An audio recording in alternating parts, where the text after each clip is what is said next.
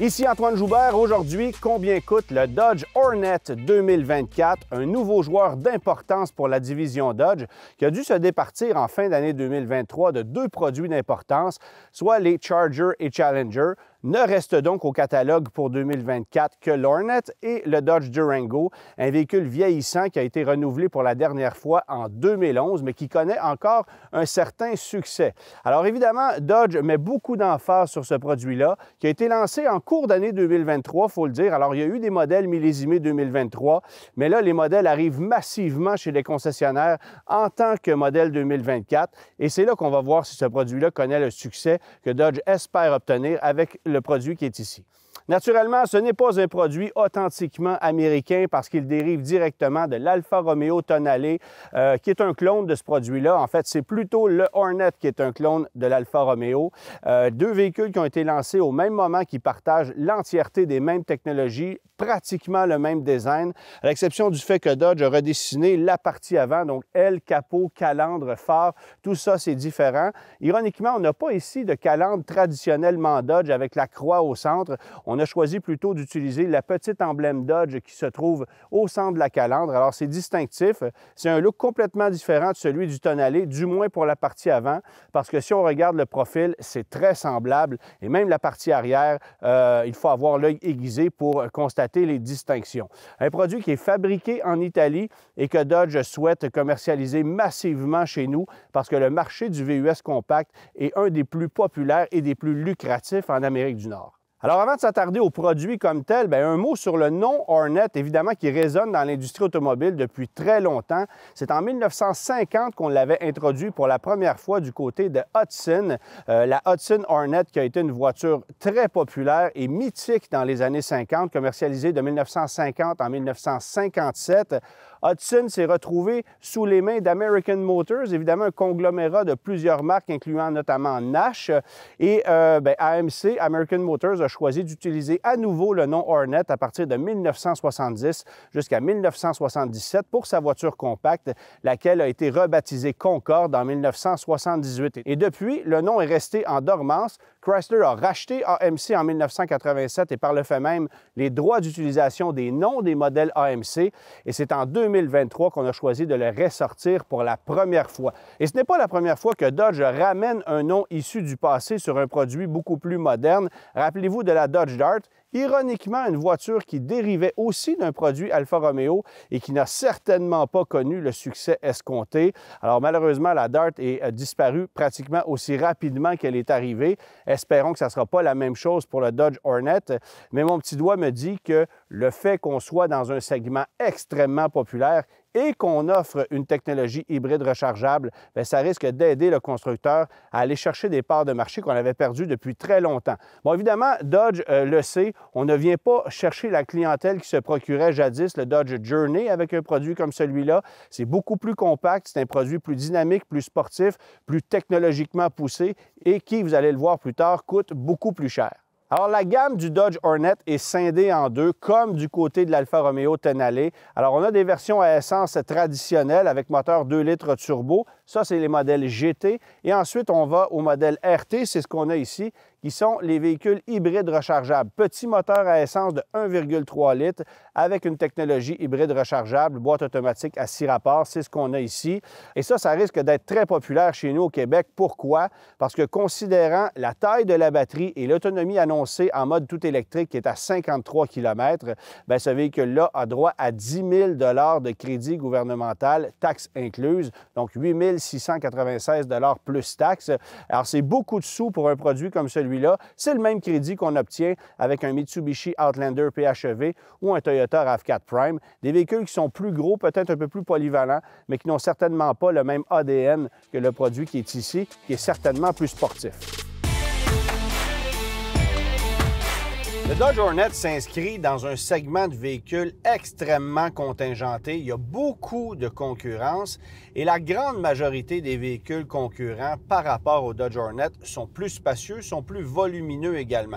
Le seul véhicule qui s'en rapproche peut-être un peu, c'est le Mazda CX-5, qui est considéré comme un compact lui aussi, mais qui, à l'inverse de sa compétition, n'a pas vraiment pris de volume au cours des années, si bien qu'aujourd'hui, il est à cheval entre ce qu'on appelle un sous-compact et un compact. Les sous-compacts ont énormément grossi, si bien qu'il y a des sous-compacts qui aujourd'hui offrent plus de volume cargo qu'un Mazda CX-5 et conséquemment qu'un Dodge Hornet. Je pense par exemple à un Volkswagen Taos, à un Honda HR-V, qui va offrir plus de volume, plus d'espace que ce qu'on a ici. Alors, on n'achète pas un Dodge Hornet pour le volume intérieur, pour sa polyvalence. On l'achète cependant pour sa conduite, parce que c'est franchement dynamique. C'est un véhicule solide, c'est authentiquement italien. Alors ça, il faut le savoir, ça n'a rien d'américain, là. La seule chose qui est américaine dans un Dodge Hornet, c'est le logo qui se trouve sur le volant qui est issu de chez Alfa Romeo également. C'est le même que vous allez retrouver dans une Giulia, dans un Stelvio. Alors, c'est vous dire à quel point ça n'a rien à voir avec Dodge. Même le système d'infodivertissement, qui est très bien au demeurant, est celui qu'on exploite chez d'autres produits italiens de la grande famille Stellantis. Et Dodge, ironiquement, se vante d'avoir américanisé l'habitacle, mais honnêtement, je ne vois pas où on a fait ce travail-là. Parce que c'est vrai que le dessus de la planche de bord a été modifié par rapport à ce qu'on va retrouver dans un Alfa Romeo Tonale, mais ça n'en fait pas un véhicule plus américain, plus musclé, pour autant.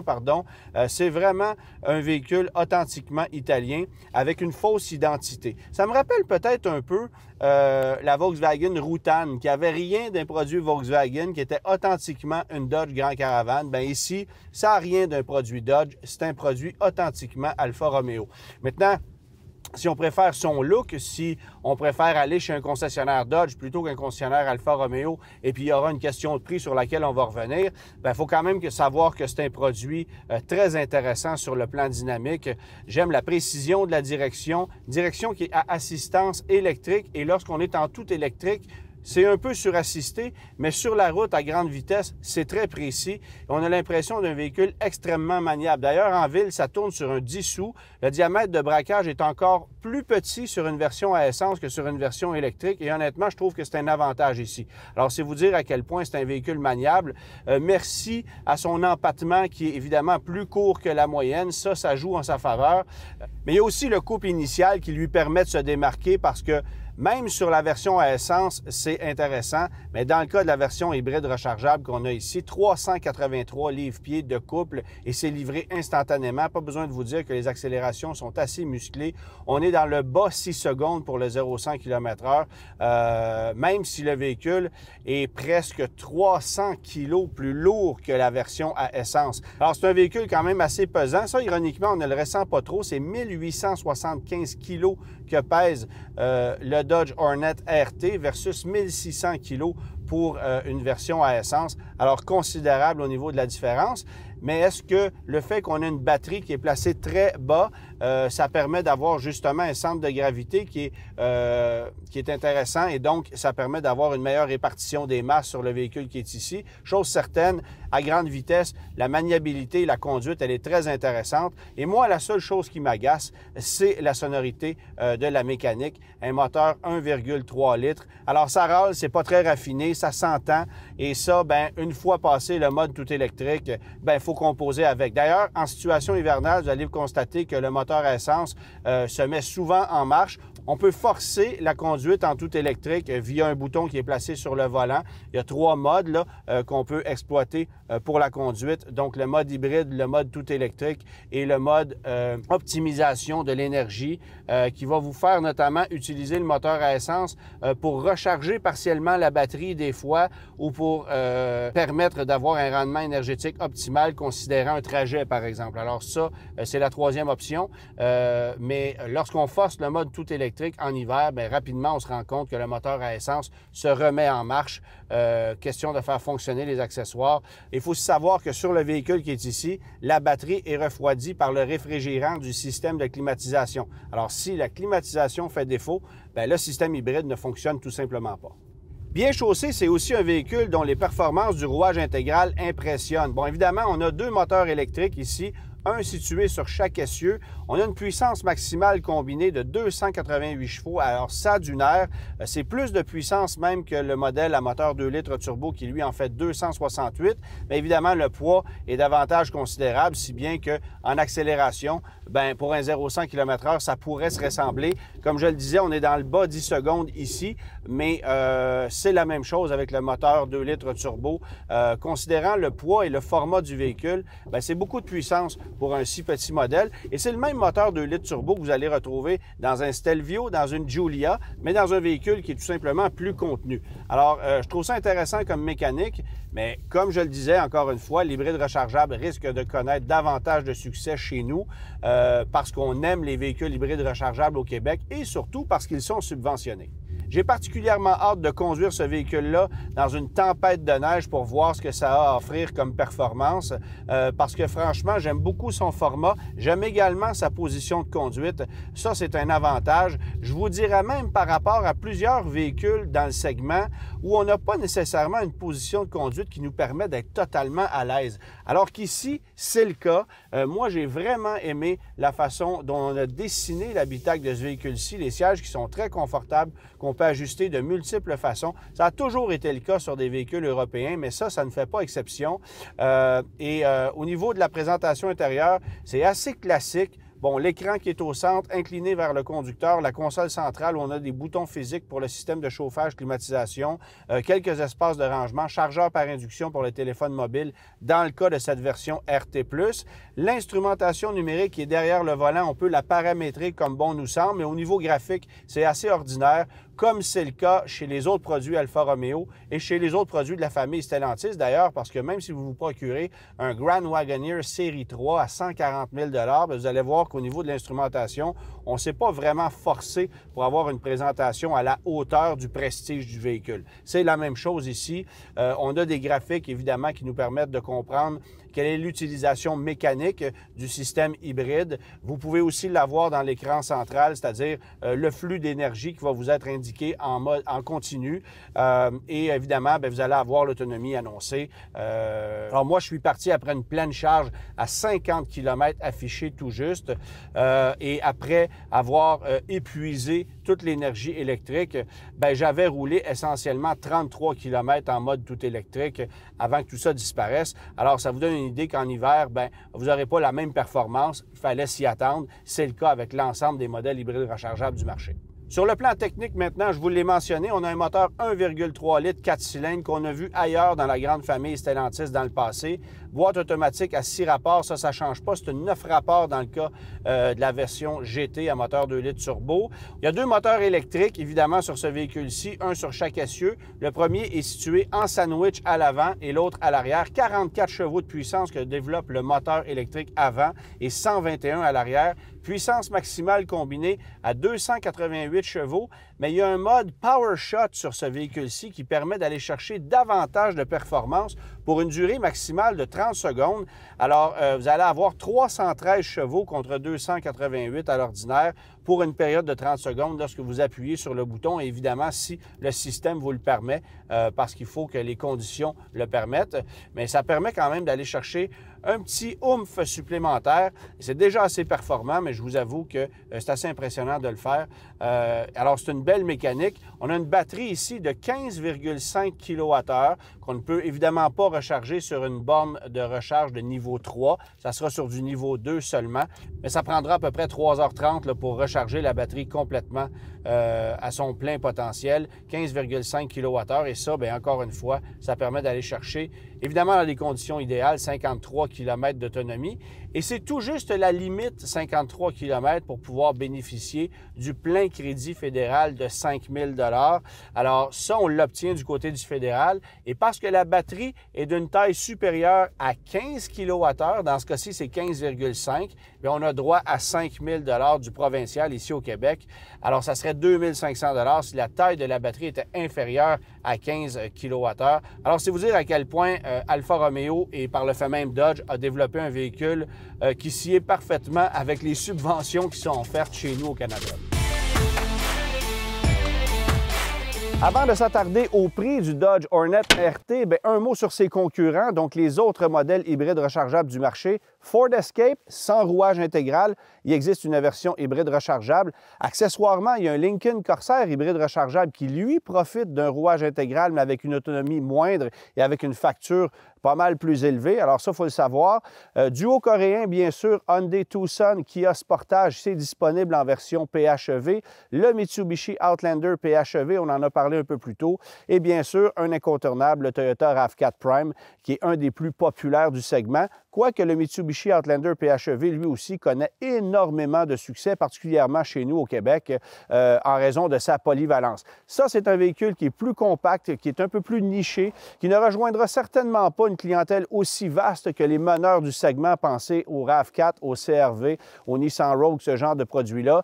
Conséquence de sa facture, mais aussi de son format qui se rapproche beaucoup plus de celui d'un Mazda CX-5. D'ailleurs, il faut savoir que le véhicule qui est ici est même un peu plus court que le Mazda CX-5. Le coffre est plus étroit que celui d'un Mazda CX-5 et l'empattement est un peu plus court aussi. Alors, on chevauche le segment du sous-compact et du compact avec l'Alfa Romeo Tonale et le Dodge Hornet.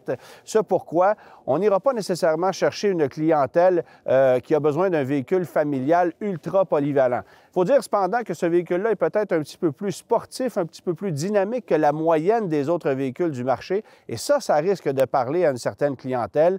Mais la question, c'est de savoir si on va préférer choisir un Dodge Hornet RT ou un Alfa Romeo Tonale hybride rechargeable, donc PHEV, parce que les prix se ressemblent énormément. Alors, voici d'abord l'échelle de prix pour le Dodge Hornet GT à essence, deux niveaux de finition, je vous le mentionnais, à 41 465 jusqu'à 47 465 6 000 de différence entre les deux pour un équipement qui est beaucoup plus cossu du côté de la deuxième déclinaison. Et là, bien évidemment, on peut ajouter des options. Alors, c'est pas donné. Moteur 2 litres turbo de 268 chevaux qui a pas mal de pep cependant. Alors, la dynamique de conduite est au rendez-vous, ça c'est certain.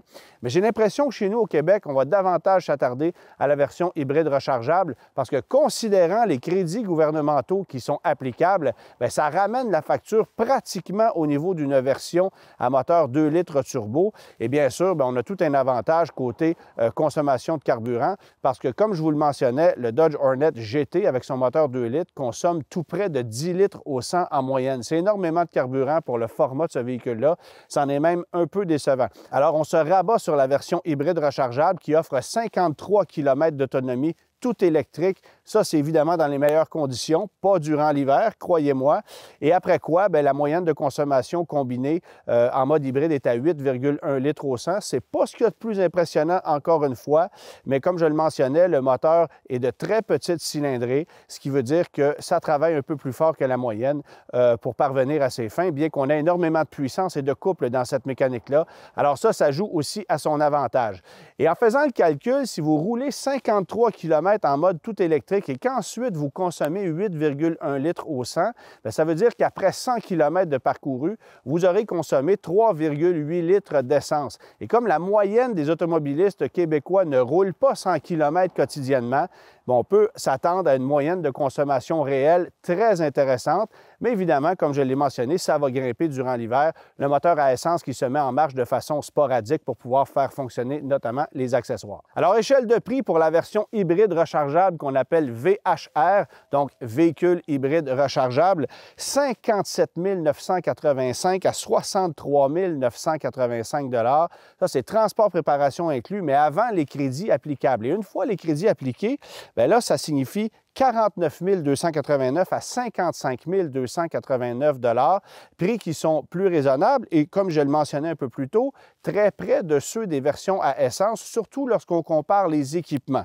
Dans le cas qui nous concerne, on a un modèle qui est ultra équipé, c'est la version RT+, avec quelques groupes d'options. Alors, regardez ce que ça donne, 67 500 $, transport, préparation inclus pour le véhicule qui est ici. On retire ensuite les crédits applicables et la facture réelle tombe à 58 804 $ plus taxes. C'est beaucoup de sous.